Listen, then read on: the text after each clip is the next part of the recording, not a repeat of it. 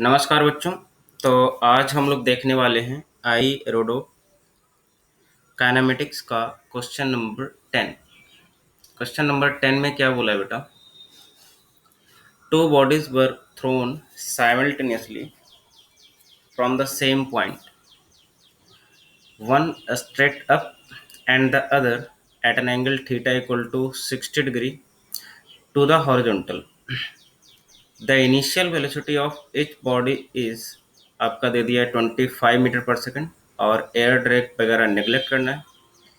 तो आपको बताना है दोनों के बीच का डिस्टेंस बताना है एट 1.7 सेकंड लेटर।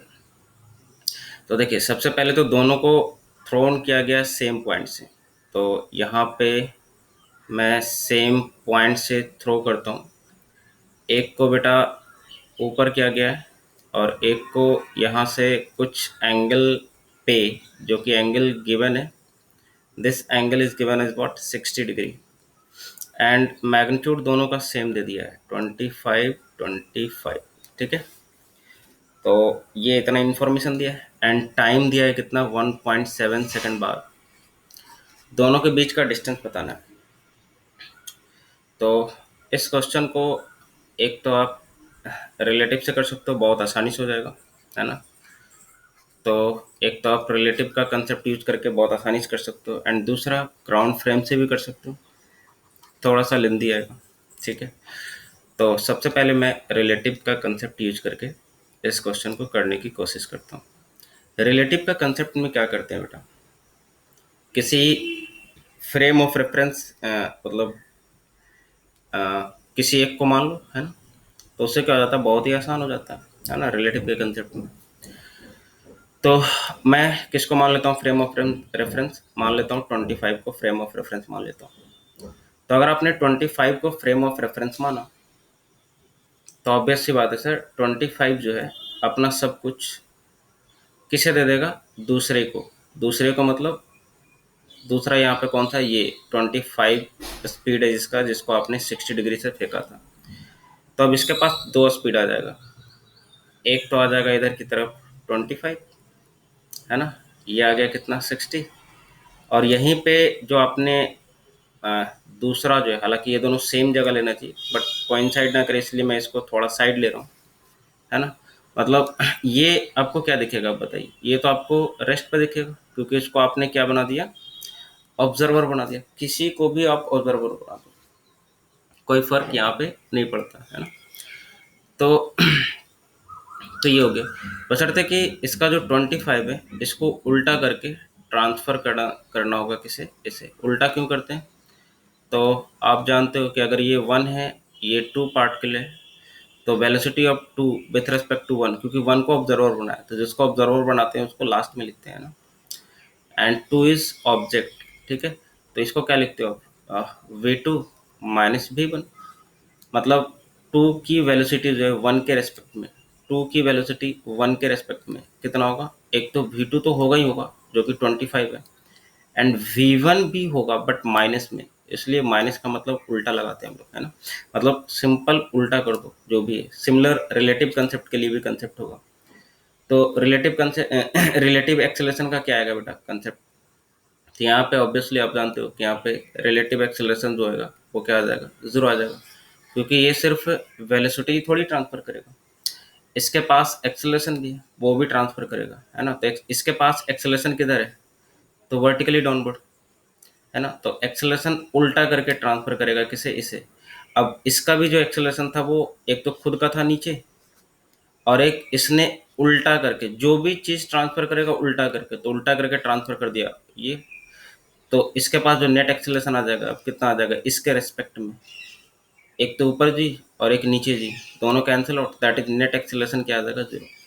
तो या तो इसको आप याद रखो, या तो आप ऐसे भी निकाल सकते हो, acceleration of 2 with respect to 1, तो क्या करोगे सिंपली a2 माइनस a1।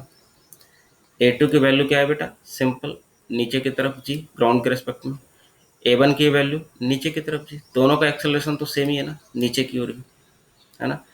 तो दोनों को माइनस करोगे तो दैट इज जीरो आ जाएगा। तो एक तो ऐसे भी कर सकते हो, तो सिंपल है। तो यहाँ पे क्या होगा कि जो पार्टिकल 2 का मोशन है 1 के रेस्पेक्ट में, बिना एक्सेलरेशन वाला होगा। बिना एक्सेलरेशन वाला मतलब, एक्सेलरेशन जीरो का मतलब, एक्सेलरेशन जीरो का मतलब होता है क्या, कांस्टेंट वेलोसिटी। मतलब कांस्टेंट वेलोसिटी से चलेगा। कांस्टेंट वेलोसिटी का मतलब क्या होता है बेटा, वेलोसिटी कब कांस्टेंट होती है, तो आंसर इज स्ट्रेट लाइन में चले, बिना मैग्नीट्यूड चेंज किए हुए, है ना। तो इसका मतलब ये हुआ कि सेकंड पार्टिकल का मोशन फर्स्ट के रिस्पेक्ट में कैसा होगा, स्ट्रेट लाइन मोशन होगा, है ना। अब देखना यहाँ पे अलग अलग जो है, अगर देखा जाए ग्राउंड के रिस्पेक्ट में, तो एक का मोशन क्या हो रहा है, 1D हो रहा है ना, मतलब स्ट्रेट लाइन में भी हो रहा है और डायरेक्शन भी चेंज कर रहा है। दूसरे का मोशन कैसा हो रहा है, तो पैराबोलिक पाथ पे चल रहा है। लेकिन एक दूसरे पे अगर बैठ जाए तो रिलेटिव एक्सेलरेशन जीरो हो जाता है। तो जैसे ही रिलेटिव एक्सेलरेशन जीरो मतलब कांस्टेंट वेलोसिटी, और कांस्टेंट वेलोसिटी का मतलब डायरेक्शन चेंज नहीं करेगा, मतलब स्ट्रेट लाइन। तो सिंपल है। तो अब तो सिंपल है। अब ये क्या होगा कि इसका एक तो या तो नेट वेलोसिटी निकाल लो आप, है ना। तो नेट वेलोसिटी निकाल लेता हूँ मैं यहाँ पे, है ना। नेट वेलोसिटी कैसे निकालोगे बेटा इसका, तो डायरेक्ट वेक्टर फार्मूला यूज कर लो, है ना। वी नेट जो होगा इसका रिलेटिव स्पीड जो होगा, velocity of two with respect to one जो होगा वी नेट, है ना, इसका जो मैग्नीट्यूड होगा मैं निकाल लेता हूँ डायरेक्ट। कितना आ जाएगा, under root V one square, तो 25 है। तो V one square plus V two square plus two V one V two, ठीक है। तो 625 हो गया। Cos angle between these two, तो 90 प्लस 60, ठीक है। तो इसको अगर आप सिंप्लीफाई करते हो यार, तो 625 को कॉमन ले लो, तो बाहर आ जाएगा 25, और अंदर आ जाएगा 1 and 1 2, और ये वाला 2, और ये कॉस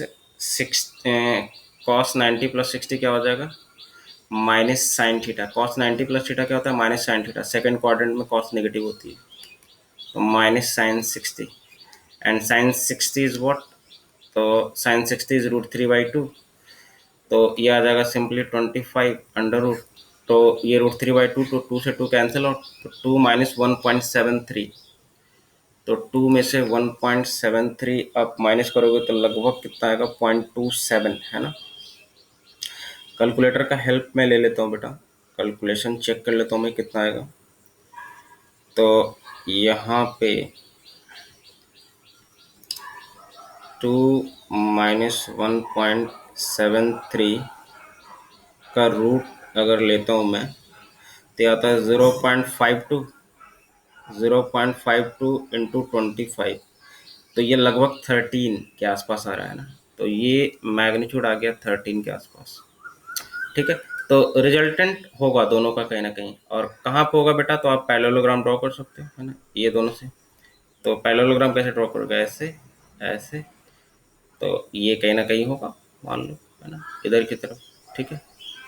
तो ये सिंपल इधर की तरफ स्ट्रेट लाइन में ऐसे जाएगा। और पहला भी पार्ट के लिए यहीं पे है, वो तो मैंने यहाँ पे अलग दिखाने के लिए किया था। तो अब बताओ, ये तो रेस्ट नहीं है, और दूसरा ट्रेवल कर रहा है कितना स्पीड से, तो 13 मीटर पर सेकंड सॉल्व करके आया।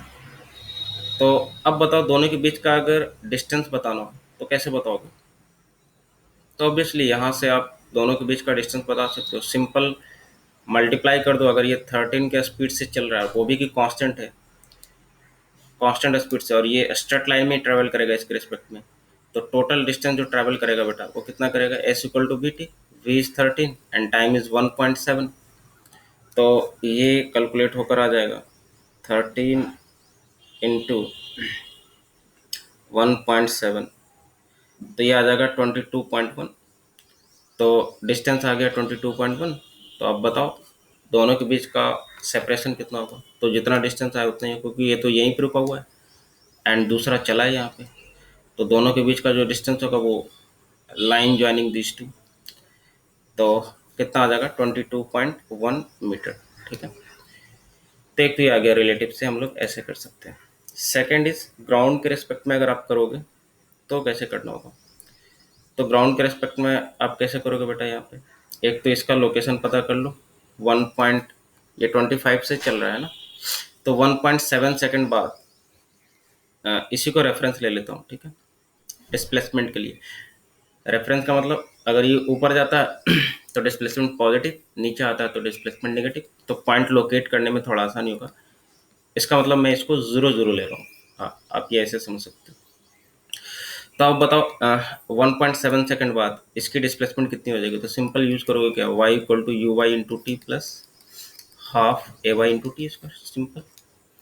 तो u y is what 25 into t is what 1.7 दिया हुआ था, प्लस हाफ ए की वैल्यू किधर क्या लोगे बेटा? तो आप देखो यहाँ पे यू वाई पॉजिटिव लिखे है, यू वाई पॉजिटिव लिखा है आपने, इसका मतलब ऊपर वाला जो वैल्यू है वो आप पॉजिटिव ले रहे हो, तो नीचे वाला वैल्यू आपको क्या लेना चाहिए, नेगेटिव। तो ए वाई की वैल्यू मैं -10 ले रहा हूँ यहाँ पे, एंड टाइम इज वॉट 1.7 का स्क्वायर।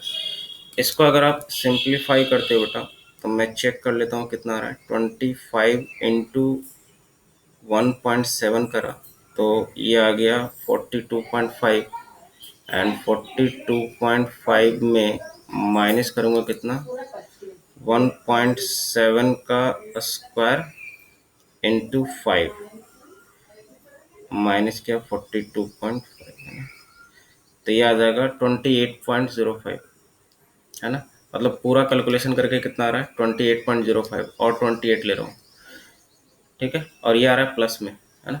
मतलब इस ये कहीं ना कहीं यहाँ पे 28 मीटर ऊपर होगा इसका लोकेशन, ठीक है, सिंपल। तो यही तो मैंने वाई एक्सिस माना है, and this is x axis. तो इसका कोऑर्डिनेट अगर आप लिखो तो क्या लिखोगे, 0,28, सिंपल है, क्योंकि ये तो वाई कोऑर्डिनेट है, एक्स कोऑर्डिनेट तो अभी भी 0 है। अब यहीं से एक पार्टिकल को आपने फेंका इस तरह से, तो इसका भी अब निकालना पड़ेगा, लेकिन यहाँ पे अब इसका दो कोऑर्डिनेट होगा, एक तो एक्स भी चेंज कर रहा है और एक वाई भी चेंज कर रहा है, तो दोनों आप निकाल लो। तो कैसे निकालोगे यहाँ पे? तो अब देखो यहाँ पे 25 तो दिया हुआ है ही इसका स्पीड, इसका मैं कोशिश करता हूँ यहाँ पे ड्रॉ करने की, है ना। अब समझना होगा आपको कि यहीं से फेंका है मैंने, है ना, बट डायग्राम थोड़ा क्लियर हो। तो सबसे पहले तो इसके कंपोनेंट निकाल लेते हैं। 25 cos 60 इज 1/2, एंड ऊपर का कितना आ जाएगा 25 sin 60 इज वॉट √3/2, ठीक है। तो एक तो देखो इसका एक्स कोऑर्डिनेट निकालोगे तो एक्स में तो कोई एक्सेलेरेशन है ही नहीं, तो एक्स में तो सिंपली लगाओगे, जब एक्सेलेरेशन है ही नहीं तो वी टी लगाओगे, तो ये आ जाएगा 12.5 वी की वैल्यू इंटू टाइम इज 1.7। तो इसका एक्स कोऑर्डिनेट आ जाएगा 12.5 इंटू 1.7 करने पे ये आ रहा है 21.25, ठीक है। और इसका अगर वाई कोऑर्डिनेट निकालोगे बेटा तो फिर से जैसे ऊपर निकाला था, वाई इक्वल टू क्या लिखोगे, यू वाई इंटू टी, क्योंकि वाई डायरेक्शन में तो जी है, एक्सेलेरेशन है, तो वाई डायरेक्शन में तो जी आएगा यार। मगर अब स्पीड जो होगा वो कितना आ जाएगा 25 इंटू √3/2, तो 25 इंटू 3 का रूट इक्वल टू इतना डिवाइडेड बाई 2 इक्वल टू आ रहा है कितना 21.65। तो 21.65 इंटू 1.7 इंटू ये डायरेक्ट मैं -5 लिख रहा हूँ, क्योंकि आपको पता है नीचे वाला डायरेक्शन में नेगेटिव ले रहा हूँ, तो एक ए वाई की वैल्यू 10 लिख लिया है ना, और इंटू हो गया कितना 1.7 का स्क्वायर। तो ये फाइनली कितना आ रहा है 21.65 इंटू 1.7, तो ये इधर आ गया 36.8, एंड माइनस हो गया ये 1.7 का स्क्वायर इंटू 5,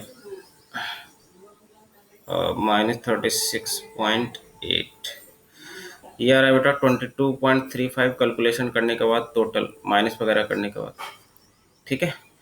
तो इसका मतलब ये हुआ, अब सिंपल समझो, दोनों का कोऑर्डिनेट पता चल गया। इसका मतलब ये हुआ कि एक का जो कोऑर्डिनेट है, ये तो मैंने ऑरिजिन लिया था एक्स एक्सिस वाई एक्सिस, तो एक का तो लोकेशन यहाँ पे कहीं ना कहीं, और ये लोकेशन कितना है बेटा, तो दिस इज 0,28, यहाँ पे आपने निकाल लिया है 0,28।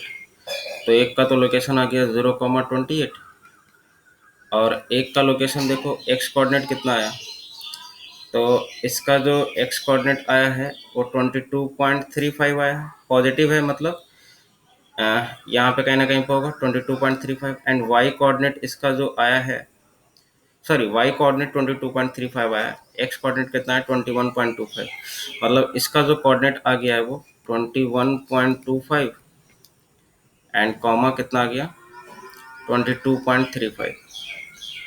अब आपको क्या करना है, दोनों के बीच का डिस्टेंस निकाल लेना है सिंपल डिस्टेंस फार्मूला का यूज करके। तो ये कैलकुलेशन अब मैं आपके ऊपर छोड़ता हूँ। आप क्या लिखोगे, सिंपली 28 माइनस दिस, 28 माइनस 22.35 का स्क्वायर, प्लस क्या हो जाएगा बेटा 0 माइनस दिस का स्क्वायर, तो 21.25 भी हो जाएगा इसका स्क्वायर। तो इसको आप सिंप्लीफाई करके रूट ले लो, है ना, इतना तो आप कर ही सकते हो। 21.25 का स्क्वायर किया तो ये आ गया 451.5 इधर वाला, और इधर वाला कितना आ रहा है यार, 28 माइनस 22.35, तो 5.65 का स्क्वायर किया तो ये आ रहा है 31.932। दोनों को जोड़ के रूट ले लो, प्लस 451.5 और इसका रूट, तो ये लगभग वही 21.98 आ रहा है। ठीक है, तो चलो कुछ कैलकुलेशन यहाँ पे आना चाहिए, है ना। यहाँ पे बहुत सारे अप्रोक्सीमेशंस लिया है, तो लगभग मैं फिर भी क्या मान रहा हूँ 22 ही। तो पहले वाले सिचुएशन में भी कितना आया था, 22 आया था, 22.01। तो आई होप कि पूरा सिचुएशन आपको क्लियरली समझ में आया होगा। तो ये था क्वेश्चन नंबर 10 का सॉल्यूशन। तो नेक्स्ट मिलेंगे हम लोग क्वेश्चन नंबर 11 के साथ।